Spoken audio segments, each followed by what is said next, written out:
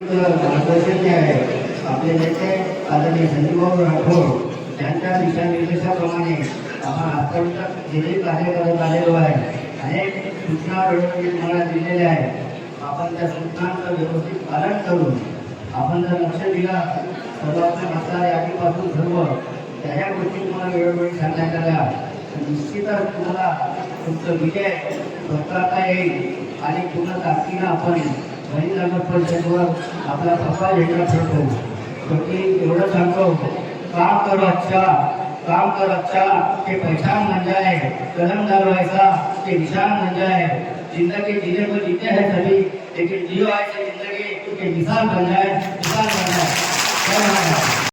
National international पुरस्कार मिळाले.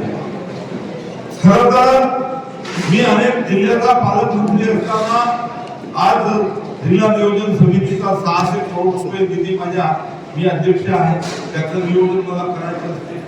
खनिज विकास निधी प्रामुख्याने वणीला द्यावा लागते, ते जवळपास 400 करोड वर्षाला येते आणि या भागात 70% खर्च करावा. परंतु मला दुःख वाटते की या भागातले लोकप्रतिनिधी मग तो वरचा असेल, खालचा असेल, नगर परिषदचा असेल, यांचा इंटरेस्ट किती आहे चांगल्या सुविधा करण्यामध्ये नाही. यांचा इंटरेस्ट आहे रस्त्यावर रस्ते करणं. जिथे आपल्याला कमिशन बाजी मिळते तिथे इंटरेस्ट कामं करणं. पण नागरिकांना चांगल्या सुविधा मिळायला पाहिजे, चांगल्या दर्जेदार शाळा झाल्या पाहिजे, वणीमध्ये चांगले दर्जेदार रस्ते झाले पाहिजे, वणीमध्ये एखादी खाऊ गल्ली झाली पाहिजे, वणीमध्ये 2-4 गार्डन झाले पाहिजे, वणीमध्ये चांगलं एखादा नगर परिषदचं खऱ्या अर्थानं व्यापारी सर्कल चांगलं झालं पाहिजे, वणीमध्ये खऱ्या अर्थानं नाट्यगृह झालं पाहिजे नगर परिषदेचं. अशा अनेक गोष्टी आहेत आणि या सर्व गोष्टीमध्ये कधी आतापर्यंत इंटरेस्ट घेतला नाही. म्हणून मी विजयबाबू रोड यांना आणि आपल्या सर्व शिवसेनेच्या पदाधिकाऱ्यांना सांगतो की आज राज्यामध्ये सत्ता आपली आहे.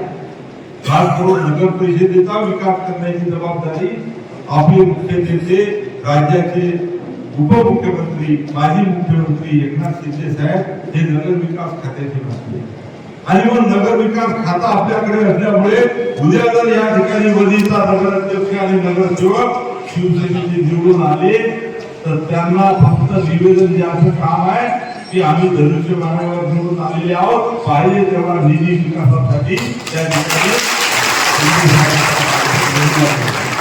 जिल्ह्याचा पालकमंत्री म्हणून मी आहे. मग तो खनिजचा निधी असेल किंवा मग जिल्हा नियोजन समितीचा निधी असेल, हाही पैसा खऱ्या अर्थानं पूर्ण आपल्या वणी शहरामध्ये आम्हाला मोठ्या प्रमाणात देता येईल. तुम्ही सर्व नगरसेवक जर उद्या निवडून आले, आपले निवडून आले तर या ठिकाणी खऱ्या अर्थानं अनेक गोष्टी